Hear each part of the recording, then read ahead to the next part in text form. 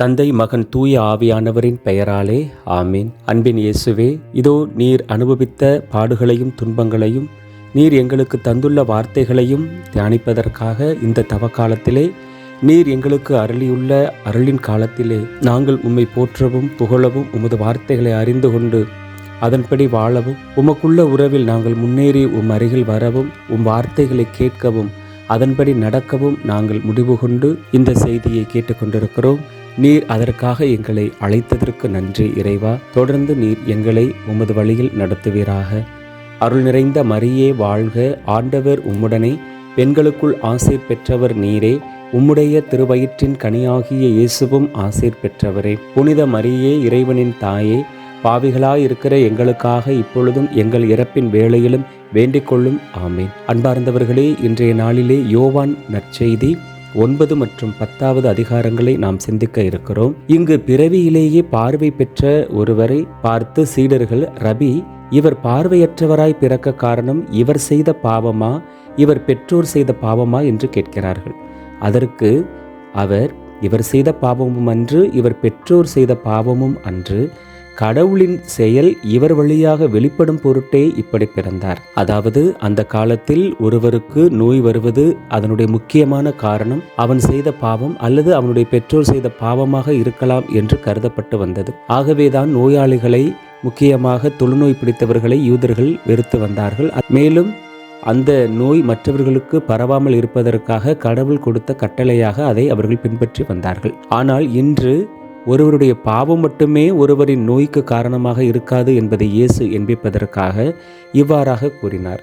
மேலும் அது மட்டுமல்ல, இவன் இப்பொழுது இறைவனுடைய வல்லமையால் குணமாகும் போது அது இறைவனுக்கு மாற்றியளிக்கும் என்ற நோக்கத்தோடும் அவர் இவ்வாறாக இயேசு கூறுகிறார். மேலும் 6வது வசனத்திலே நாம் பார்ப்பது போல தரையில் உமிழ்ந்து உமிழ் நீரால் சேறு உண்டாக்கி அச்சேற்றை அந்த பார்வையற்றவனுடைய கண்களிலே அவர் பூசுகிறார். இவ்வாறாக செய்யும் பொழுது இயேசு தமது தொடக்கத்திலே கடவுள் இந்த உலகை படைத்ததை அவர் நினைவுபடுத்துகிறார். மண்ணிலே சேற்றை குலைத்து ஒரு மனிதனை உருவாக்கி கடவுள் ஆவியை அனுப்பி உயிர் கொடுத்தது போல பிறவியிலே இருந்து முழுமை பெறாத அந்த கண்ணை முழுமையாக உருவாக்குவதற்காக இயேசு உமிழ் நீரால் சேற்றை உண்டாக்கி அச்சேற்றை பார்வையற்றவருடைய கண்களில் பூசுகிறார். பிறகு போய் நீ சீலோவாம் குளத்துக்கு போய் கண்களை கழுவும் என்றார். அதன்படி அவர் செய்யும் பொழுது அவர் கண்கள் குணமடைந்தது. அப்பொழுது யூதர்கள், எப்படி உனக்கு பார்வை கிடைத்தது என்று கேட்கும் பொழுது இயேசு என்ன செய்தாரோ அதை அவர் சொல்லுகிறார். அவர்களோடு இருந்த பரிசேயர்களுக்கு மீண்டுமாக கோபம் வருகிறது. ஏனெனில் அன்றும் ஒரு ஓய்வு நாள். எப்படி திரும்ப திரும்ப இவர் ஓய்வு நாள் சட்டத்தை கடைபிடிக்காமல் இருக்கிறார், அப்படிப்பட்ட இவர் எப்படி கடவுளிடமிருந்து வந்திருக்க முடியும் என்று அவர்களுக்குள்ள பேசிக்கொள்றாங்க. அதுல ஒரு சிலர், பாவியான ஒரு மனிதரால் இத்தகைய அருமடையாளங்களை செய்ய இயலுமா அப்படின்னு கேட்கிறாங்க. இதனால அவர்களுக்குள்ளேயே 2 குரூப்பா பிளவு ஏற்படுது. மீண்டுமாக அவர்கள் பார்வையற்றிருந்தவரிடம், நீ அவரை பற்றி என்ன கூற விரும்புகிறாய் அப்படின்னு கேட்கும் பொழுது அவர் ஒரு இறைவாக்கினர் அப்படின்னு கூறுறாரு. உடனே இவனுடைய பெற்றோர்களை கூப்பிட்டு, பிறக்கும் பொழுதே இவனுக்கு பார்வை இல்லாமல் இருந்தது உண்மைதானா, இப்போ எப்படி கண்ணு தெரியுது அப்படின்னு கேட்கும் பொழுது, ஆமாம், இவன் என்னுடைய பிள்ளை தான், இவனுக்கு பிறக்கும் பொழுதே பார்வை இல்லை, ஆனால் இப்போ எப்படி கண்ணு தெரிகிறது அப்படிங்கிறது எங்களுக்கு தெரியாது, அவன்கிட்டயே நீங்கள் கேளுங்க, அவன் பெரிய பையனாக தானே இருக்கான், அவன்கிட்டயே நீங்கள் கேட்டுக்கிறங்க அப்படின்னு கேட்குறாங்க. ஆனால் அதுக்கான உண்மையான காரணம் என்ன அப்படின்னா, அவர்களும் யூதர்களாக இருப்பதால் யூதர்களுடைய தொழுகை கூடத்திற்கு இயேசுவை மெசியாவாக ஏற்றுக்கொண்டவர்கள் யாரும் தொழுகை கூடத்திலிருந்து விலக்கி வைக்கப்பட வேண்டும் என்று அவர்கள் மறைமுகமாக உடன்பாடு செய்து கொண்டிருந்திருக்கிறார்கள் ஏற்கனவே யூதர்கள். அதனால அந்த பேரண்ட்ஸு பயந்து, என் மகன்கிட்டையே நீங்கள் அதை கேட்டுக்கிறங்க, அவன் வயது வந்தவன் தானே என்று அவர்கள் குறிப்பிடுகிறார்கள். அப்பொழுது மீண்டுமாக அந்த பார்வையற்றவரை யூதர்கள் கூப்பிட்டு உண்மையை சொல்லி கடவுளை மாற்றிப்படுத்து, அவர் ஒரு பாவி அப்படிங்கிறது எங்களுக்கு தெரியும் அப்படின்னு சொல்லும் பொழுது, அவர் பாவியாங்கிறது எனக்கு தெரியாது, ஆனால் ஒன்று மட்டும் எனக்கு தெரியும், நான் முன்னாடி பார்வை இல்லாமல் இருந்தேன், இப்போ பார்வை பெற்றுள்ளேன் அப்படின்னு சொல்லி அவர் சொல்கிறார். சரி, அவர் உனக்கு எப்படி பார்வை கொடுத்தார் என்று திரும்ப திரும்ப கேட்கும் பொழுது அவர் என்ன சொல்கிறாரு, பார்வையற்று இருந்த இப்போ குணமான அவர் என்ன சொல்கிறாருன்னா, நான் தான் ஏற்கனவே உங்கள்கிட்ட சொல்லிட்டேனே, நீங்கள் கேட்கலையே, திரும்ப திரும்ப ஏன் என்கிட்ட கேட்குறீங்க, ஒருவேளை நீங்கள் அவருடைய சீடராக மாற விரும்புகிறீர்களோ என்று ஒரு குத்தலாக அவர் கேட்கிறார். அப்போ அவங்களுக்கு இன்னும் ஒரு கோபம் வருது. நீ வேணா அவருடைய சீடராக இரு, நாங்கள் மோசேயினுடைய சீடர்கள், மோசேயோடு கடவுள் பேசினார் அப்படின்னு எங்களுக்கு தெரியும், ஆனால் நீ சொல்கிற உன்னை குணமாக்கிய அவன் எங்கிருந்து வந்தான் என்பதே எங்களுக்கு தெரியாது அப்படின்னு சொல்கிறாரு. அப்போ இந்த குணமானவருக்கு அவருக்கும் கோபம் வருது. இது என்ன இது, நீங்கள் பேசுகிறது ரொம்ப வியப்பாக இருக்குதே, எனக்கு பார்வை அளித்திருக்கிறாரு, அப்படி இருந்தால் நீங்கள் அவர் எங்கிருந்து வந்தார்னு நீங்கள் சொல்லி கேட்குறீங்களே, அவர் ஒருவேளை பாவியாக இருந்தால் கடவுள் அவருக்கு செவிசாய்ப்பாரா? என பாவிகளுக்கு கடவுள் செவிசாய்ப்பதில்லை, இறைப்பற்றுடையவராக கடவுளுடைய திருவுளப்படி நடப்பவருக்கே அவர் செவிசாய்க்கிறார் என்பது நமக்கெல்லாம் தெரியுமே அப்படின்னு சொல்லி அவர் அந்த திருச்சட்ட அறிஞர்களுக்கும் பரிசேயருக்கும் சொல்றாரு. அதோட அந்த பார்வையற்றவர் தொடர்ந்து சொல்றாரு, இவர் கடவுளிடமிருந்து வராதவர் என்றால் இவரால் எதுவுமே செய்திருக்க இயலாது அப்படின்னு சொல்லி உறுதியா சொல்றார். அப்ப அவங்க அவரை பார்த்து, ஏண்டா நீ பிறப்பிலிருந்தே பாவத்தில் மூழ்கி கிடக்கக்கூடிய நீயா எங்களுக்கு கற்றுத்தருகிறாய் அப்படின்னு சொல்றார். ஏன் அப்படி சொல்றாங்க? ஏன்னா இவன் குருடனாய் இருந்தான், இவன் ஒரு பாவியா இருக்கிறதுனால தான் இவன் பிறவியிலேயே குருடனாய் இருந்தான், அதனால இது இவனுடைய பாவமாக இருக்கலாம், இவனுடைய பெற்றோர் செய்த பாவங்களாக இருக்கலாம் அப்படிங்கிற அந்த சூழ்நிலையில தான் அந்த யூதர்களும் பரிசேயர்களும் தொடர்ந்து இருந்துட்டு இருக்கிறாங்க. அதனால தான் இயேசு அவர்களை கடிந்து கொண்டு என்ன சொல்றாரு? பார்வையற்றவர்கள் பரிசேயரே என்று சொல்லுகிறார். இப்ப மானிட மகனிடம் நீர் நம்பிக்கை கொள்கிறீரா என்று இயேசு பரிசேயர்கள் இவ்வாறு சொன்னதை கேள்விப்பட்டு அவரை பார்க்கும் பொழுது கேட்கிறார். அப்ப அவர் என்ன சொல்றாரு? ஐயா, மானிட மகன் அப்படின்னா யாரு? மெசியாவா? அவர் யாருன்னு சொல்லுங்க, கண்டிப்பா நானும் நம்பிக்கை வைக்கிறேன் அப்படின்னு சொல்றார். அப்ப இயேசு அவர்கிட்ட, நீர் அவரை பார்த்திருக்கிறீர், உம்மோடு பேசிக்கொண்டிருப்பவரே அவர் அப்படின்னு சொல்றார். அப்ப அவருக்கு எப்படி இருந்திருக்கும் பாருங்க. ஆண்டவரே, நான் உன் மீது நம்பிக்கை கொள்கிறேன் என்று சொல்லி அவரை வணங்கினார். அப்ப தொடர்ந்து சுற்றி தூரத்துல இந்த யூதர்களும் பரிசேயரும் இருக்கிறாங்க. நான் இந்த உலகுக்கு தீர்ப்பு அளிக்கவே வந்திருக்கிறேன், பார்வையற்றோர் பார்வை பெறவும் பார்வையுடையோர் பார்வை அற்றோராகவுமே வந்தேன் அப்படின்னு சொல்றார். அப்ப நாங்க பார்வையற்றவர்களா, எங்களை தான் நீ சொல்றியான்னு சொல்லி பரிசேயர் கேட்கும் பொழுது, ஆவிக்குரிய விஷயத்திலே நீங்கள் இன்னும் பார்வையற்றவர்களாக தான் இருக்கிறீங்க, அதனால நீங்க பாவிகளாக தான் இருக்கிறீங்க அப்படிங்கிறத அவர் சொல்றார். ஆனாலும் நீங்க எனக்கு கண் தெரிகிறது அப்படிங்கிறீங்க, எது பாவம் அப்படிங்கிறது உங்களுக்கு தெரியாததுனால நீங்க பாவத்திலேயே நிலைத்திருக்கிறீர்கள் அப்படின்னு சொல்லி இயேசு சொல்றார். தொடர்ந்து நம்ம 10வது அதிகாரத்தில் பார்க்குறோம், ஆட்டுக்கொட்டில் பற்றிய உவமை. அதாவது ஒரு ஆட்டுக்கொட்டில் அப்படிங்கிறது ஆடுகளை அடைத்து வைக்கக்கூடிய ஒரு பகுதியை குறிக்கிறது. அதற்கு ஒரு வாயில் இருக்கும். அந்த வாயில் வழியா நுழையாம வேறு வழியா ஏறி குதிக்கக்கூடியவங்க யாரா இருக்கும்? திருடராகவோ கொள்ளையராகவோ இருக்கும். அதை தான் இயேசு சொல்றாரு. வாயில் வழியாக நுழையக்கூடியவர் தான் அந்த ஆடுகளுக்கான ஆயராகவும் காவலராகவும் இருப்பார். அவர் தான் ஆடுகளுக்காக வாயிலை திறந்து விடுவார், ஆடுகளும் அவரது குரலுக்கு செவிசாய்க்கும் அப்படின்னு சொல்றாரு. அவரது குரல் அவற்றுக்கு தெரியும். அப்ப நம்மளுடைய ஆயர் யாரு? இயேசு கிறிஸ்து. நம்மை நிலைவாழ்வுக்கு அழைத்து செல்லக்கூடிய ஒரு ஆயராக விளங்குபவர் இயேசு கிறிஸ்து. நாம அவருடைய வார்த்தைகளை கேட்கும் பொழுதும் படிக்கும் பொழுதும் எப்படி அந்த ஒரு ஆடுகள் ஆயனுடைய குரலுக்கு செவிசாய்க்குமோ அதே மாதிரி நாமளும் அவருக்கு செவிசாய்க்கணும். அப்படி நாம செவிசாய்த்தாதான் அவரை நம்ம என்ன செய்ய முடியும்? பின்பற்ற முடியும். ஒரு ஆடுகள் ஆயனை தான் பின்பற்றணும், வேற எந்த ஒரு திருடனையோ கொள்ளைக்காரனையோ அது பின்பற்றாது. அதனால இயேசுவே ஆயர், அவரே வாயில், அவர் வழியாக தான் நம்ம நுழையணும். அப்பதான் நம்ம என்ன செய்ய முடியும்? மீட்பு பெற முடியும். அதற்காக தான் 9வது வசனத்தில் இயேசு இதை குறிப்பிடுகிறார், நானே வாயில், என் வழியாக நுழைவோர் மீட்பு பெறுவர் அப்படின்னு சொல்லி சொல்றார். அதே நேரத்தில் 16வது வசனத்தில், இக்கொட்டிலை சேராத வேறு ஆடுகளும் எனக்கு உள்ளன, நான் அவற்றையும் நடத்தி செல்ல வேண்டும், அவையும் எனது குரலுக்கு செவிசாய்க்கும், அப்போது ஒரே மந்தையும் ஒரே ஆயரும் என்னும் நிலை ஏற்படும். இதனை உறவினத்தார்களுக்கும் இறைமகன் இயேசு ஒருவரே, அவர்களும் ஒரே மந்தையாக நம்மோடு இணைய வேண்டும் என்று இயேசு நினைப்பதை குறிப்பிடுகிறது. இன்று பாருங்கள், நம்முடைய கத்தோலிக்க திருச்சபை இயேசுவால் ஏற்படுத்தப்பட்டது, எத்தனையோ சபைகளாக பிரிக்கப்பட்டிருக்கிறது. ஆகவே இப்பொழுது நாம் சபைகள் எல்லாம் தாய் திருச்சபைக்கு உள்ளாக ஒன்றாக வர வேண்டும் என்று நாம் ஜெபிப்போம். தொடர்ந்து நாம் 24வது வசனத்தில் பார்க்கிறோம், யூதர்கள் அவரை சூழ்ந்து கொண்டு, இன்னும் எவ்வளவு காலம் நாங்கள் காத்திருக்க வேண்டும்? நீர் மெசியாவானால் அதை எங்களிடம் வெளிப்படையாக சொல்லிவிடும் என்றார்கள். யூதர்களிடையே நிறைய இயேசுவை பற்றி குழப்பங்களால் பிளவுகள் இருந்ததுன்னு சொல்லி பார்த்தோம். அதில் ஒரு குரூப்பு நம்பிக்கையும் இருக்குது, சில நேரத்தில் பரிசேயர் போல நம்பாமல் இருக்கிறாங்க. அப்போ அவங்க என்ன கேட்குறாங்க? நீர் தான் மெசியாங்கிறதுக்கு எங்களுக்கு வெளிப்படையாக சொல்லி அதற்கான அடையாளத்தை காட்டுன்னு சொல்லி திரும்ப திரும்ப கேட்குறாங்க பாருங்க. அப்போ இயேசு மறுமொழியாக, நான் தான் உங்கள்கிட்ட சொன்னேனே, நீங்கள் நம்பவில்லை. நான் என் தந்தையின் பெயரால் நான் செய்யக்கூடிய செயல்களே எனக்கு சான்றாக இருக்கு, ஆனால் நீங்கள் நம்பவில்லை. ஏனெனில் நீங்கள் என் மந்தையைச் சேர்ந்தவர்கள் இல்லை. என் ஆடுகள் மட்டுமே எனது குரலுக்கு செவிசாய்க்கின்றன, எனக்கும் அவற்றை தெரியும், அவையும் என்னை பின்தொடர்கின்றன என்றார். அப்ப இயேசு அதே நேரத்தில் அவற்றை எனக்கு அளித்த என் தந்தை அனைவரையும் விட பெரியவர். அவற்றை என் தந்தையின் கையிலிருந்து யாரும் பறித்துக்கொள்ள இயலாது. நானும் தந்தையும் ஒன்றாயிருக்கிறோம் என்றார். இதை கேட்டதும் மீண்டும் இந்த யூதர்கள் அவர் மேல் கல்லெறிவதற்காக கற்களை எடுக்கிறார்கள். அப்போ இயேசு, தந்தையினுடைய சொற்படி பல நற்செயல்களை உங்களை முன் செஞ்சு காமிச்சிருக்கிறேனே, அதில் எந்த புதுமைக்காக, எந்த வல்ல செயல்களுக்காக நீங்கள் என் மேலே கல்லெறிய பார்க்குறீங்கன்னு சொல்லி கேட்கும் பொழுது, நீர் செய்த நற்செயல்களுக்காக அல்ல, மனிதனாகி நீ உன்னையே கடவுளாக்கி கொள்கிறாயே, கடவுளை பழித்துரைக்கிறாயே, அதனால தான் நாங்கள் எரிய போகிறோம் அப்படின்னு சொல்லி இயேசுக்கிட்ட சொல்கிறாங்க. அதுக்காக தான் இயேசு 34வது வசனத்தில் அவர் திருப்பாடல் 82:6 வசனத்தை கோட் பண்ணி பேசுகிறார். திருப்பாடல் 82:6 இப்படி போட்டிருக்கிறது, நீங்கள் தெய்வங்கள் எல்லோரும் உன்னதரின் புதல்வர்கள். அதாவது கடவுளுடைய வார்த்தையை பெற்றுக்கொண்டவர்கள் ஒவ்வொருவருமே தெய்வங்கள் தான் அப்படின்னு சொல்லி சொல்லப்பட்டிருக்கிறதா இயேசு அதை குறிப்பிடுறாரு.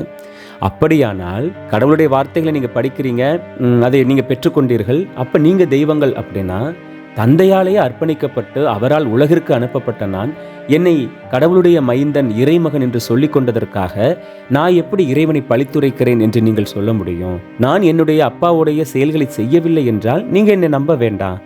ஆனால் நான் அவற்றை செய்தால் என்னை நம்பாவிடனும் என்னுடைய செயல்களை நம்புங்களேன்.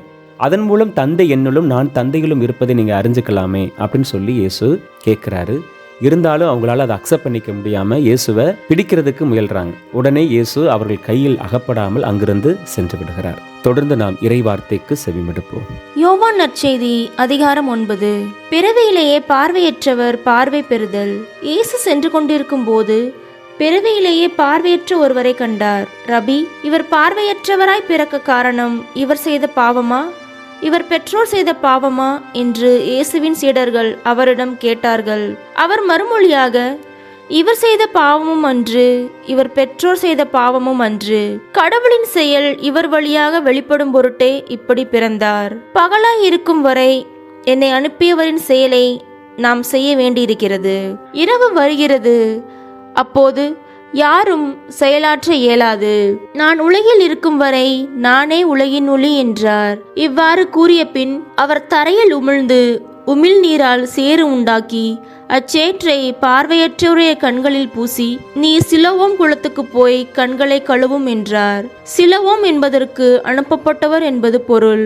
அவரும் போய் கழுவி பார்வை பெற்று திரும்பி வந்தார். அக்கம் பக்கத்தாரும் அவர் பிச்சையெடுத்து கொண்டிருந்ததை முன்பு பார்த்திருந்தோரும், இங்கே அமர்ந்து பிச்சையெடுத்து கொண்டிருந்தவர் இவர் அல்லரோ என்று பேசிக்கொண்டனர். சிலர் அவரே என்றனர். வேறு சிலர் அவர் அல்லர், அவரை போல இவரும் இருக்கிறார் என்றனர். ஆனால் பார்வை பெற்றவர், நான் தான் அவன் என்றார். அவர்கள், உமக்கு எப்படி பார்வை கிடைத்தது என்று அவரிடம் கேட்டார்கள். அவர் அவர்களை பார்த்து, இயேசு எனப்படும் மனிதர் சேறு உண்டாக்கி என் கண்களில் பூசி, சிலோவாம் குளத்துக்கு போய் கண்களை கழுவும் என்றார். நானும் போய் கழுவினேன், பார்வை கிடைத்தது என்றார். அவர் எங்கே என்று கேட்டார்கள். பார்வை பெற்றவர் எனக்கு தெரியாது என்றார். பரிசேயரின் கேள்விக்கணைகள். முன்பு பார்வையற்றவராய் இருந்த அவரை அவர்கள் பரிசேயரிடம் கூட்டி வந்தார்கள். இயேசு சேறு உண்டாக்கி அவருக்கு பார்வை அளித்த நாள் ஓர் ஓய்வு நாள். எனவே எப்படி பார்வை பெற்றாய் என்னும் அதே கேள்வியை பரிசேயரும் கேட்டனர். அதற்கு அவர், இயேசு என் கண்களில் சேறு பூசினார், பின் நான் கண்களை கழுவினேன், இப்போது என்னால் பார்க்க முடிகிறது என்றார். பரிசேயருள் சிலர், ஓய்வு நாள் சட்டத்தை கடைபிடிக்காத இந்த ஆள் கடவுளிடமிருந்து வந்திருக்க முடியாது என்று பேசிக்கொண்டனர்.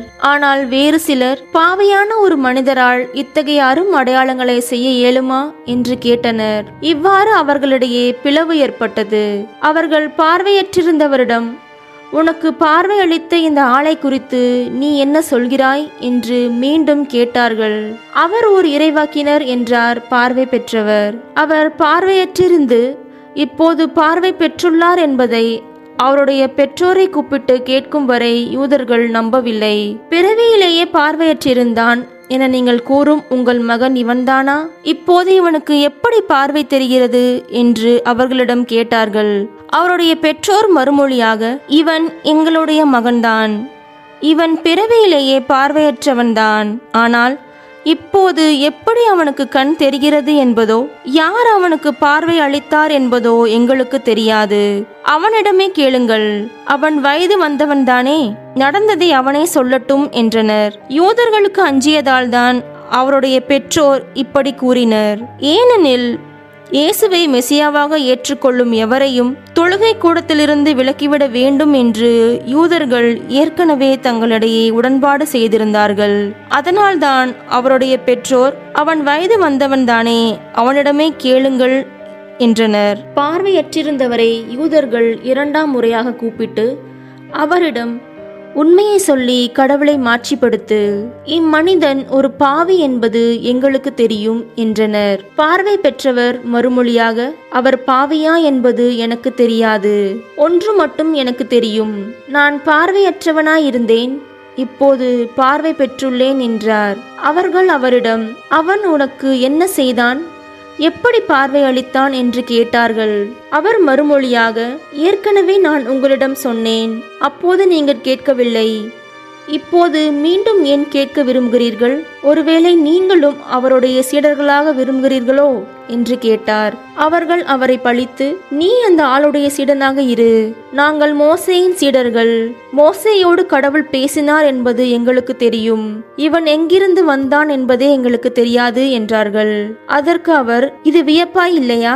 அவர் எனக்கு பார்வை அளித்திருக்கிறார். அப்படியிருந்தும் அவர் எங்கிருந்து வந்தார் என தெரியாது என்கிறீர்களே. பாவிகளுக்கு கடவுள் செவிசாய்ப்பதில்லை. இறை பற்றுடையவராய் கடவுளின் திருவுளப்படி நடப்பவருக்கே அவர் செவிசாய்க்கிறார் என்பது நமக்கு தெரியுமே. பிறவியிலேயே பார்வையற்றிருந்த ஒருவனுக்கு எவரும் பார்வை அளித்ததாக ஒருபோதும் கேள்விப்பட்டதில்லையே. இவர் கடவுளிடமிருந்து வராதவர் என்றால் இவரால் எதுவுமே செய்திருக்க இயலாது என்றனர். அவர்கள் அவரை பார்த்து, பிறவியிலிருந்தே பாவத்தில் மூழ்கி கிடக்கும் நீயா எங்களுக்கு கற்றுத்தருகிறாய் என்று சொல்லி அவரை வெளியே தள்ளினார்கள். பார்வையற்றோர் பரிசேயரே.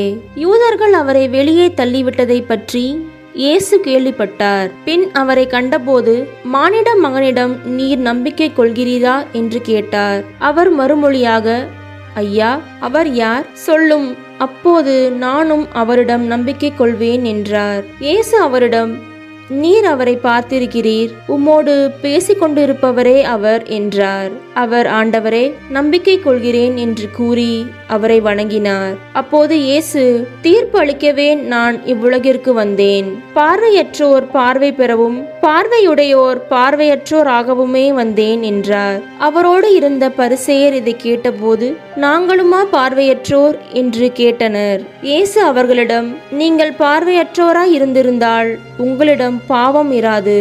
ஆனால் நீங்கள் எங்களுக்கு கண் தெரிகிறது என்கிறீர்கள், எனவே உங்கள் பாவத்திலேயே நீங்கள் நிலைத்திருக்கிறீர்கள் என்றார். யோவான் நற்செய்தி அதிகாரம் 10. ஆட்டுக்கொட்டில் பற்றிய உம்மை. நான் உறுதியாக உங்களுக்கு சொல்கிறேன், ஆட்டுக்கொட்டிலுக்குள் வாயில் வழியாக நுழையாமல் வேறு வழியாக ஏறி குதிப்போர் திருடர் அல்லது கொள்ளையராயிருப்பர். வாயில் வழியாக நுழைபவர் ஆடுகளின் ஆயர். அவருக்கே காவலர் வாயிலை திறந்து விடுவார். ஆடுகளும் அவரது குரலுக்கே செவிசாய்க்கும். அவர் தம்முடைய சொந்த ஆடுகளை பெயர் சொல்லி கூப்பிட்டு வெளியே கூட்டி செல்வார். தம்முடைய சொந்த ஆடுகள் அனைத்தையும் வெளியே ஓட்டி வந்த பின் அவர் அவற்றுக்கு முன் செல்வார். ஆடுகளும் அவரை பின்தொடரும், ஏனெனில் அவரது குரல் அவற்றுக்கு தெரியும். அறியாத ஒருவரை அவை பின்தொடரா, அவரை விட்டு அவை ஓடிப்போகும், ஏனெனில் அவரது குரல் அவற்றுக்கு தெரியாது. இயேசு அவர்களிடம் உவமையாக இவ்வாறு சொன்னார், ஆனால் அவர் சொன்னதை அவர்கள் புரிந்து கொள்ளவில்லை. இயேசுவே நல்ல ஆயர். மீண்டும் இயேசு கூறியது, உறுதியாக உங்களுக்கு சொல்கிறேன், ஆடுகளுக்கு வாயில் நானே. எனக்கு முன்பு வந்தவர் அனைவரும் திருடரும் கொள்ளையருமே. அவர்களுக்கு ஆடுகள் செவிசாய்க்கவில்லை. நானே வாயில். என் வழியாக நுழைவோர் மீட்பு பெறுவர். அவர்கள் உள்ளே போவார்கள், வெளியே வருவார்கள், மேய்ச்சல் நிலத்தை கண்டு கொள்வார்கள். திருடுவதற்கும் கொள்வதற்கும் அழிப்பதற்கும் அன்றி திருடர் வேறெதற்கும் வருவதில்லை. ஆனால் நான் ஆடுகள் வாழ்வை பெறும் பொருட்டு, அதுவும் நிறைவாக பெறும் பொருட்டு வந்துள்ளேன். நல்ல ஆயன் நானே. நல்ல ஆயர் ஆடுகளுக்காக தம் உயிரை கொடுப்பார். கூலிக்கு மேய்ப்பவர் ஓநாய் வருவதைக் கண்டு ஆடுகளை விட்டுவிட்டு ஓடிப்போவார். ஏனெனில் அவர் ஆயரும் அல்லர், ஆடுகள் அவருக்கு சொந்தமும் அல்ல. ஓநாய் ஆடுகளை பற்றி இழுத்து கொண்டு போய் மந்தையை சிதறடிக்கும். கூலிக்கு மேய்ப்பவரும் ஆடுகளை பற்றிய கவலை இல்லை. நல்ல ஆயன் நானே, என் தந்தை என்னை அறிந்திருக்கிறார், நானும் தந்தையை அறிந்திருக்கிறேன். அதுபோல நானும் என் ஆடுகளை அறிந்திருக்கிறேன், என் ஆடுகளும் என்னை அறிந்திருக்கின்றன. அவற்றுக்காக எனது உயிரை கொடுக்கிறேன். இக்கொட்டிலே சேரா வேறு ஆடுகளும் எனக்கு உள்ளன. நான் அவற்றையும் நடத்தி செல்ல வேண்டும். அவையும் எனது குரலுக்கு செவிசாய்க்கும். அப்போது ஒரே மந்தையும் ஒரே ஆயரும் என்னும் நிலை ஏற்படும். தந்தை என் மீது அன்பு செலுத்துகிறார், ஏனெனில் நான் என் உயிரை கொடுக்கிறேன். அதை மீண்டும் பெற்றுக்கொள்ளவே கொடுக்கிறேன். என் உயிரை என்னிடமிருந்து யாரும் பறித்து கொள்வதில்லை. நானாகவே அதை கொடுக்கிறேன். உயிரை கொடுக்கவும் எனக்கு அதிகாரம் உண்டு, அதை மீண்டும் பெற்றுக்கொள்ளவும் எனக்கு அதிகாரம் உண்டு. என் தந்தையின் கட்டளைப்படியே நான் இப்படி செய்கிறேன். இயேசு இவ்வாறு சொன்னதால் யூதரிடையே மீண்டும் பிளவு ஏற்பட்டது. அவர்களுள் பலர், அவனுக்கு பேய் பிடித்து விட்டது, பித்து பிடித்து அலைகிறான், ஏன் அவன் பேச்சை கேட்கிறீர்கள் என்று பேசிக்கொண்டனர். ஆனால் மற்றவர்கள், பேய் பிடித்தவனுடைய பேச்சு இப்படியா இருக்கும்? பார்வையற்றோருக்கு பேயால் பார்வையளிக்க இயலுமா என்று கேட்டார்கள். கோவில் அர்ப்பண விழா. யூதர்கள் இயேசுவை ஏற்க மறுத்தல். எருசலேமில் கோவில் அர்ப்பண விழா நடந்து கொண்டிருந்தது. அப்போது குளிர்காலம். கோவிலின் சாலமோன் மண்டபத்தில் இயேசு நடந்து கொண்டிருந்தார். யூதர்கள் அவரை சூழ்ந்து கொண்டு, இன்னும் எவ்வளவு காலம் நாங்கள் காத்திருக்க வேண்டும்? நீர் மெசியாவானால் அதை எங்களிடம் வெளிப்படையாக சொல்லிவிடும் என்றார்கள். இயேசு மறுமொழியாக, நான் உங்களிடம் சொன்னேன், நீங்கள் தான் நம்பவில்லை. என் தந்தையின் பெயரால் நான் செய்யும் செயல்களே எனக்கு சான்றாக அமைகின்றன. ஆனால் நீங்கள் நம்பாமல் இருக்கிறீர்கள். ஏனெனில் நீங்கள் என் மந்தையை சேர்ந்தவர்கள் அல்லர். என் ஆடுகள் எனது குரலுக்கு செவிசாய்க்கின்றன. எனக்கும் அவற்றை தெரியும், அவையும் என்னை பின்தொடர்கின்றன. நான் அவற்றுக்கு நிலைவாழ்வை அளிக்கிறேன். அவை என்றுமே அழியா. அவற்றை என் கையில் இருந்து யாரும் பறித்து கொள்ள மாட்டார். அவற்றை எனக்கு அளித்த என் தந்தை அனைவரையும் விட பெரியவர். அவற்றை என் தந்தையின் கையிலிருந்து யாரும் பறித்து கொள்ள இயலாது. நானும் தந்தையும் ஒன்றாய் இருக்கிறோம் என்றார். அவர் மேல் எரிய யூதர்கள் மீண்டும் கற்களை எடுத்தார்கள். இயேசு அவர்களை பார்த்து, தந்தையின் சொற்படி பல நற்செயல்களை உங்கள் முன் செய்து காட்டியிருக்கிறேன். அவற்றுள் எச்செயலுக்காக என் மேல் கல்லறிய பார்க்கிறீர்கள் என்று கேட்டார். யூதர்கள் மறுமொழியாக, நற்செயலுக்காக அல்ல, இறைவனை பழித்துரைத்ததற்காகவே உன்மேல் கல்லெறிகிறோம். ஏனெனில் மனிதனாகிய நீ உன்னையே கடவுளாக்கிக் கொள்கிறாய் என்றார். இயேசு அவர்களை பார்த்து, நீங்கள் தெய்வங்கள் என நான் கூறினேன் என்று உங்கள் மறைநூலில் எழுதியுள்ளது அன்றோ? கடவுளுடைய வார்த்தையை பெற்றுக்கொண்டவர்களே தெய்வங்கள் என சொல்லப்படுகிறார்கள். மறைநூல் வாக்கு என்றுமே அழியாது. அப்படியானால் தந்தையால் அர்ப்பணிக்கப்பட்டு அவரால் உலகுக்கு அனுப்பப்பட்ட நான் என்னை இறைமகன் என்று சொல்லிக் கொண்டதற்காக இறைவனை பழித்துரைக்கிறாய் என நீங்கள் எப்படி சொல்லலாம்? நான் என் தந்தைக்குரிய செயல்களை செய்யவில்லை என்றால் நீங்கள் என்னை நம்ப வேண்டாம். ஆனால் நான் அவற்றை செய்தால் என்னை நம்பாவிடினும் என் செயல்களையேனும் நம்புங்கள்.